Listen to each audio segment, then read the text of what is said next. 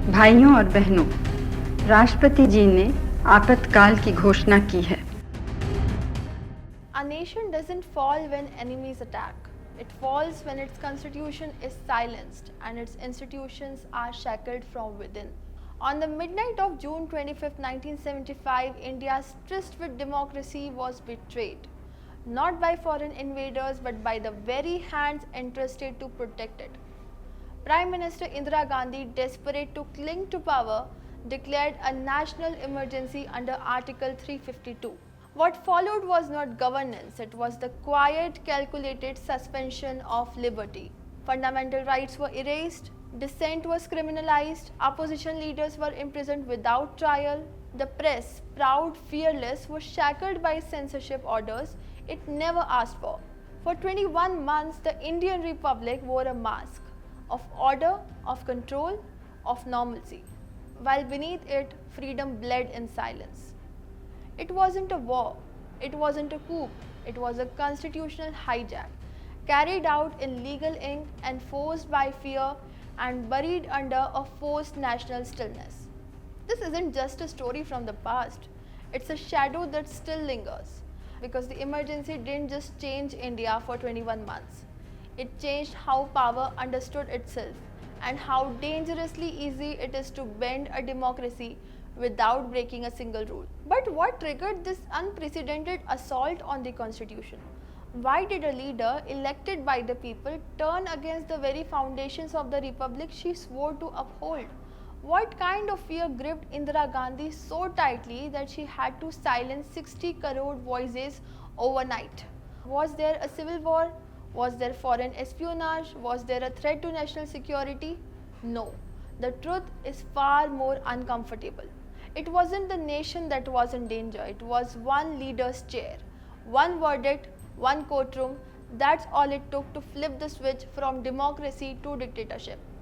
June 12, 1975, the day a High Court convicted the Prime Minister of electoral malpractice. And rather than step down with dignity, she declared war. Not on enemies of the state, but on the soul of the state itself.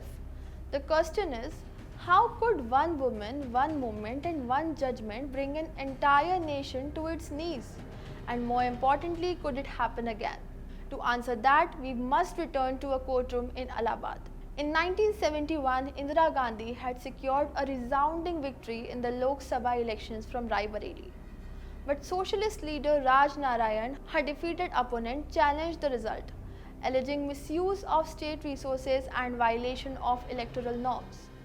The case dragged on for 4 years until June 12, 1975, when Justice Jag Mohan Lal Sinha of the Allahabad High Court delivered a landmark judgment.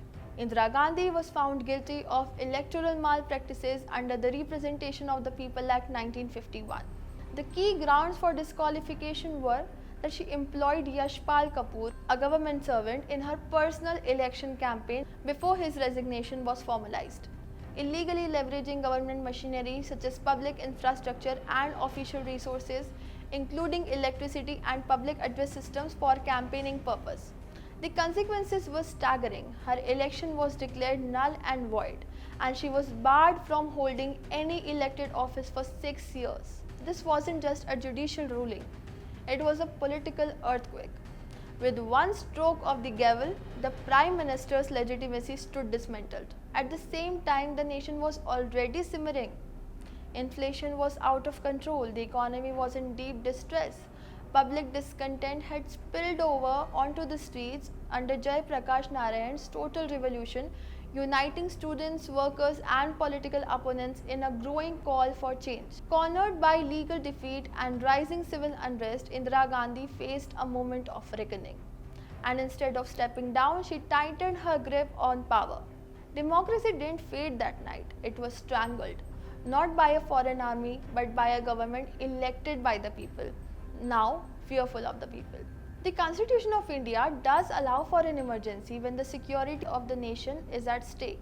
And so, on June 25, 1975, the government announced, the security of India is threatened by internal disturbances. That was the official justification. But the real threat wasn't to the nation, it was to the Prime Minister's position of power. Just 13 days after the Allahabad High Court disqualified Indira Gandhi, she took the most drastic step in independent India's history. In the dead of night, President Fakhruddin Ali Ahmed, acting on her instructions, signed the emergency proclamation without even consulting the full cabinet. It was a move as swift as it was secretive. The democratic process was bypassed and the nation was placed under extraordinary rule, not to protect India but to protect one individual's authority. From that moment on, the mask of legality cloaked what was essentially a political coup. Fundamental rights were suspended, dissent became a crime, the state transformed into an instrument of suppression, and the very pillars meant to safeguard our democracy, parliament, judiciary, media, civil society, were targeted, weakened and silenced. The emergency was not declared because the republic was in danger, it was declared because Indira Gandhi's regime was in danger of losing power. The legislature, meant to echo the voice of the people, was the first institution to crumble under the weight of authoritarianism. Once a sacred arena of debate and dissent, Parliament was swiftly reduced to a silent spectator. The opposition benches, home to fiery critics and seasoned statements, were emptied overnight. Leaders like Jai Prakash Narayan, Atal Bihari Vajpayee, Morarji Desai and L.K. Advani were arrested without charge, stripped of liberties simply for refusing to bend. With Parliament cleared of resistance, the regime moved quickly to reshape the constitution itself. Enter the 42nd Amendment, a sweeping draconian rewrite of the Republic's foundational document. The judiciary was gagged. Judiciary, envisioned as the sentinel of civil liberties, collapsed precisely when its courage was needed the most. In 1976, the Supreme Court faced its most crucial test in the case of ADM Jabalpur vs. Shivkant Shukla, famously called the habeas corpus case. The question was stark. Can a citizen challenge unlawful detention during an emergency? Thousands had been arrested under MISA, without charge, without trial. Families knocked on the doors of justice. But in a shocking 4:1 verdict, the court said no. Even the right to life, enshrined in Article 21, stands suspended. The state can detain you legally or illegally, and you have no remedy. The press was censored, the muzzling of the fourth estate. A democracy without a free press is just a dictatorship in disguise. Under the emergency, all news publications required pre-approval from government censors. Newspapers like the Indian Express and the Statesman ran blank editorials in protest. Editors were threatened, arrested, or bribed. Foreign correspondents were expelled. Doordarshan and All India Radio became government mouthpieces, broadcasting propaganda and Sanjay Gandhi speeches while filtering dissent. And then the silence was broken. After 19 long months of fear, censorship and jail cells, after a nation had been taught to whisper in place of protest, something unexpected happened. In January 1977, Prime Minister Indira Gandhi announced fresh Lok Sabha elections. To many it felt like a trick. To others it was a window, a narrow flickering light in a tunnel of darkness. The very leader who had jailed opposition leaders, suspended fundamental rights, controlled the press and crushed dissent, was now asking the people to vote. Was it confidence? Was it miscalculation? Or was it the final test to see if a democracy once gagged could still find its voice? The stage was set, the prisoners were released, and for the first time since the emergency began, the people were handed back their power.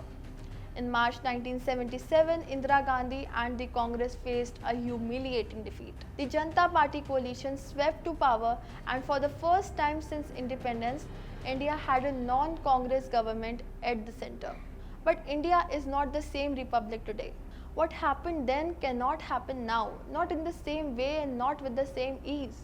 And the reasons lie in how the system evolved after those dark 21 months. The 44th Constitutional Amendment Act of 1978, brought in by the post-emergency Janata government, fortified the spirit of democracy. The media too is no longer confined to a handful of newspapers or state-run broadcasters.